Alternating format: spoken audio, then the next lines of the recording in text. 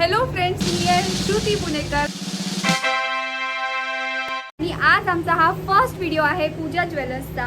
आज मी विचार केला की पहिल्या व्हिडिओत मी तुम्हाला काय दाखवू शकते, तर पूजा ज्वेलर्सची सुरुवात कशी झाली, पूजा ज्वेलर्समध्ये काम करणारे कुठले लोक आहेत आणि कुठून एक ज्वेलरी शॉप जी सोन्या चांदीचं काम करत होती ती ज्वेलरी सोडून गणपती विकण्याच्या धंद्यात कशी काय आली। तर याच्यासाठी मी तुमचं बोलणं माझी आजी, माझे पप्पा, माझी मम्मी, माझी कझन सगळ्यांशी करणार आणि प्रत्येकाची तुमच्याशी भेट करून देणार। तर प्लीज माझा व्हिडिओ पूर्ण एंडपर्यंत पहा आणि मला नक्की सांगा की तुम्हाला हा व्हिडिओ कसा वाटतो। हॅलो आई,